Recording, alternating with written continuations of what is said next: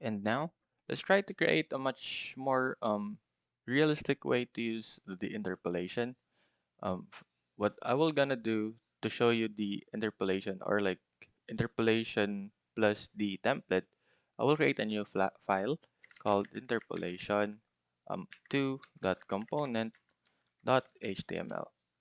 As you can see, there's now two HTML files. Wherein earlier we discussed about the templates in Angular, that it's just basically another HTML file wherein the TypeScript uses, or the component uses, to display it in the user interface.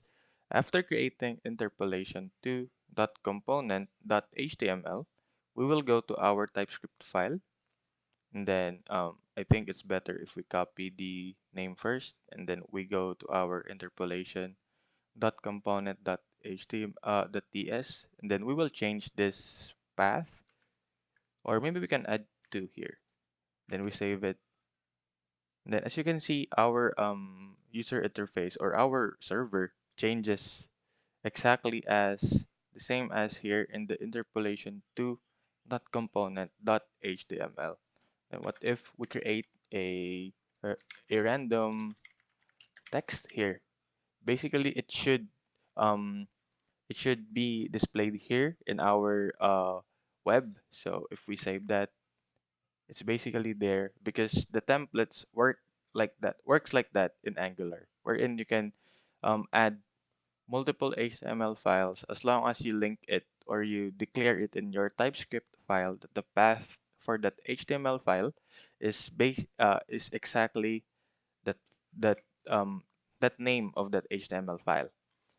Now, for the other example of our TypeScript, of our interpolation, let's say we just create header tag interpolation example 2. Then in our TypeScript file, we must go in here first, and then declare some variables. So let's say we will create another variable username is equals to John, and then unread count is equals to 3. Then we save that. Um, as you can see, here we are not going to create another TS file, because our HTML file is just inside the component. So this HTML file can still access our TypeScript file in our interpolation component. That's the power of the templates here in Angular. Then if we go back to our HTML file, we will create a div, and then we put h1 welcome. Then we call the username, the variable username from our TypeScript file. Let me check it first. Oh, it's capital N. And then we will use the p tag that will tell the user that he have a unread messages. You have unread count, unread messages. Then we save that. It's gonna basically say that, welcome John, you have three unread messages.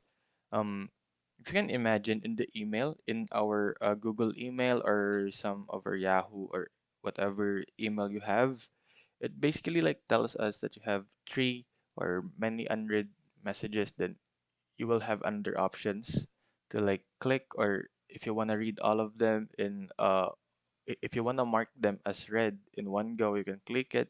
So basically in Angular, um, one way of doing that is basically like this, but it's much more focused on API calls.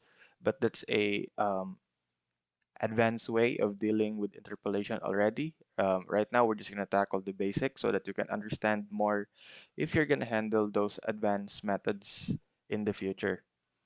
Um, as you can see, here we define the username and the unread count properties in our interpolation to component class, which will be used by the template to display the dynamic data. This is basically wherein we declare the variables. Then it was used by this template, interpolation to that component.html. This is basically the template that used the variables username and unread count inside our TypeScript file. This is just a simple example, but interpolation can be used for a very wide ranges of use cases, including API calls, calculating dynamic values, and formatting data for display. In our next demo, we will try to use the interpolation together with some directives and maybe with some arrays. Thank you for listening and see you in the next video.